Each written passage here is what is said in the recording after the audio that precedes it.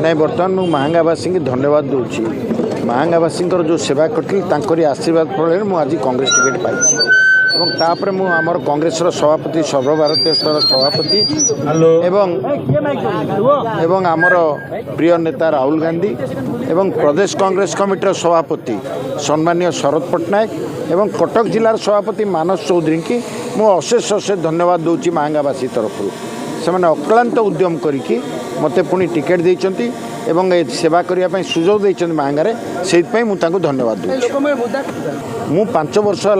महांगार सबुत issue आगू आसी tehsil office घेरोरे मुझे ब्लॉक ऑफिस घेरोरे आसी थाना घेरोरे आसी महांगार जो विरोध दल कामटा मु 5 वर्ष है करुच्ची एवं विरोध दल जो काम थिला से कामटा को कांग्रेस सबु बेले करी आनी जोटी दल मत रेकग्नाइज कला से ये 5 वर्ष है महांगार खटुची और आपको टिकेट दि जावा कथा मुझे आज 24 गत निर्वाचन में 15 दिन आगु टिकेट पाई मु लोकों सहित चिन्ह पार्ली बहुत पंचायत जाई पार्ली बहुत पंचायत आमर बूथ रे लोक बसी पारे एथर कहे 5 वर्ष काल मु संग्राम करके 305 बूथ रे सबु जगार लोक ठीक कर पारछि जो माने बूथ जगिए मते लोक गाँ लोक ग्रहण करिसेंती मु एया को आगु को नहीं जीवी आपण माने देखिबे मु जो भलिया बारे आगुरु थिला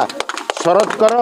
मतलू बोली विक्रम वर्मा प्रदीप्त दास एवं बीरजा राय यही माने महांगार सम्मान बढ़िया को चेष्टा करछंती मु चेष्टा करी से एक महांगा गढ़ी जो माने बाहर आसिक राजनीति कर सबुदिन ओलिखे एठू चल जाए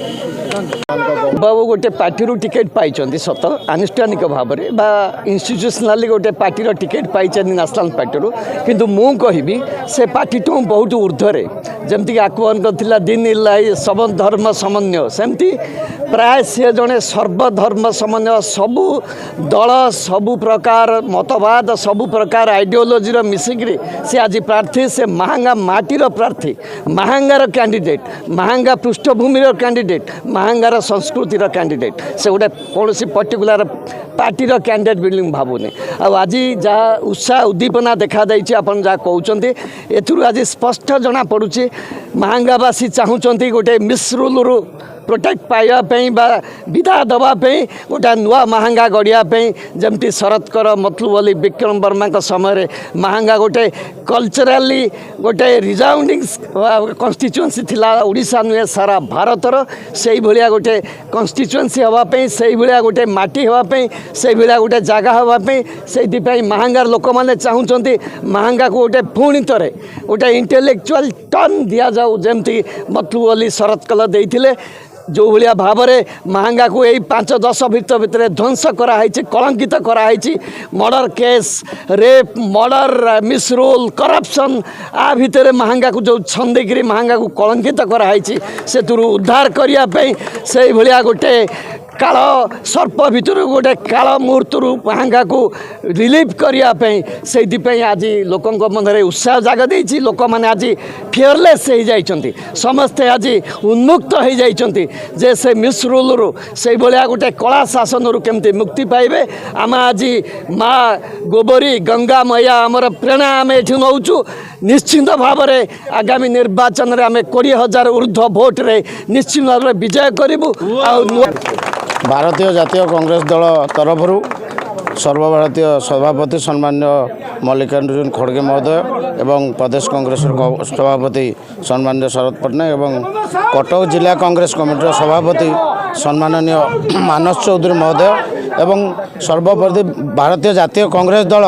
महांगा निर्वाचन मंडली रे जड़े योग्य दक्ष एवं वरिष्ठ समाजसेवी आमर महांगा अंचल समस्त प्रिय देवेंद्र साहू महोदय को भारतीय जातीय कांग्रेस दल निर्वाचन लड़ाई सुजोग देथिबारु प्रथम मो समस्त को निश्चंद कोहली ब्लॉक कांग्रेस कमिटी और महांगा निर्वाचन मंडल कांग्रेस कमिटी तरफ अशेष धन्यवाद कृतज्ञता। महांगा निर्वाचन मंडल साधारण लोक मानकर यथेष्ट समर्थन अच्छी देवेंद्र साहूर नेतृत्व प्रति एटी महांगा निर्वाचन मंडल एवं निश्चंद कोहली ब्लॉक महांगा ब्लॉक पाखापाखि 11,700 गरीब लोक पक्का घर पाइबार वंचित होती कथा कि शुणा ना ये ब्लॉक रे गले साधारण लोकों कथा शुणाऊनी तहसिल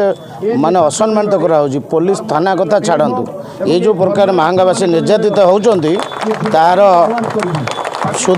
सुधार आसापी जो प्रकार दुर्नीति ସବୁ ବିଭାଗରେ ହେଇଛି ବ୍ଲକ ହଉ ଇରିଗେସନ୍ ହଉ RD ହଉ R&B ହଉ ଏଜୁକେସନ୍ ହଉ ଯେତେ ସବୁ ମନମାନି ହେଇଛି